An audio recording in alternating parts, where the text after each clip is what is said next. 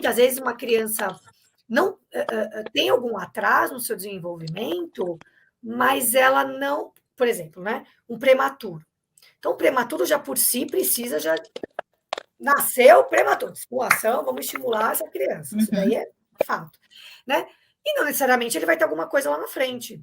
Tenho vários amigos e amigas que nasceram prematuros e tá de boa, né, tranquilo. Sim, mas a gente sabe que são riscos para as várias coisas, né?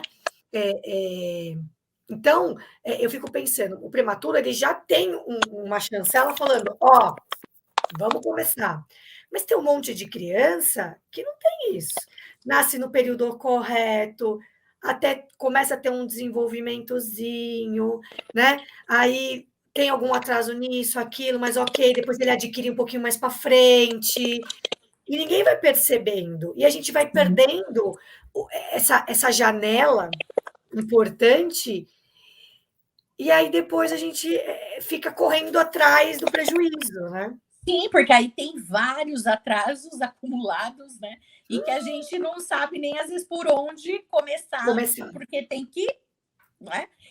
Eu tive um caso lá na saúde pública também de uma criança que ela não tinha com atraso motor, só na motora ampla, não tinha nem na linguagem, nem na motora fina, nem em outras questões, não tinha nada que justificasse esse atraso de dados de gestação, parto, nada. E aí, o que a gente precisou? Vamos e opa, não tem nada que... Né, Apgar, parto, tudo ok, nada que justificasse. Fomos avaliar a casa, o ambiente, né, familiar e escolar. A mãe, por ela morar numa fazenda, ela tinha muito medo de escorpião, tinha muito escorpião na casa. E com medo do escorpião, ela não deixava essa criança ir para o chão. Então, essa criança, ela ficava todo o tempo ou na cadeirinha, de pequena, de bebê, no bebê conforto, alimentando no bebê conforto. Sem estímulo nenhum. Estímulo nenhum, não ia para o chão. Aí fomos na creche.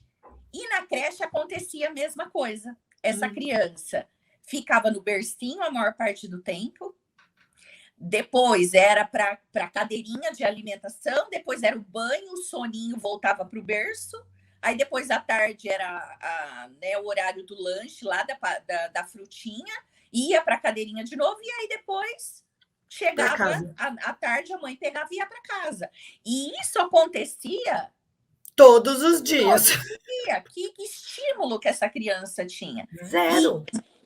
E aí foi para uma intervenção motora, mas também só adianta eu ter essa intervenção motora se eu não orientar, se eu não explicar de todo esse ambiente, porque esse ambiente não está sendo promotor de experiências, de desenvolvimento, e aí a gente tem que ter todo um trabalho de conscientização, com todo cuidado, com toda empatia com essa família e com essa creche. Porque pode ser até uma questão cultural, né, da família.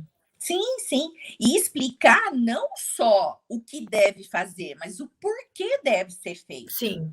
Quando a gente entende o porquê que eu preciso fazer, fica muito mais fácil do que alguém falar para mim, não, você precisa fazer isso. Sim.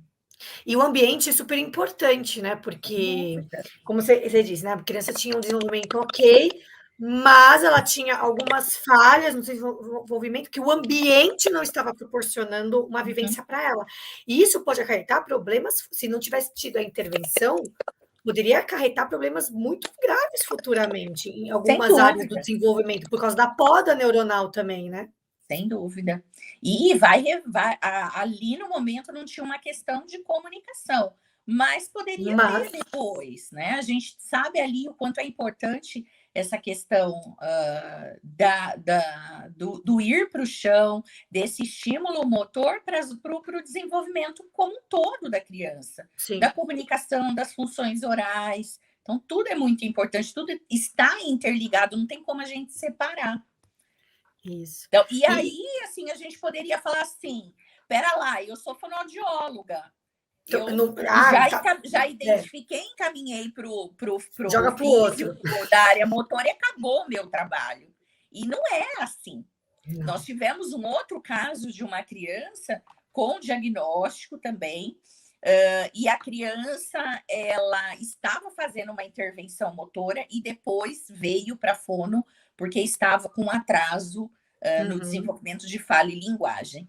E aí a gente foi. E aí tinha a questão também de alimentação, mastigação e deglutição.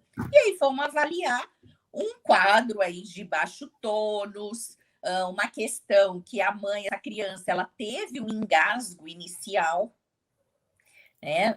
Logo na introdução aí da alimentação sólida, e aí a mãe parou de dar, com medo do engasgo, ela parou de dar, começou a liquidificar isso, então a criança começou também a ter atrasos na motora fina, porque essa criança não manipulava as coisas, ela também não ia para o chão, porque ela chegou a cair.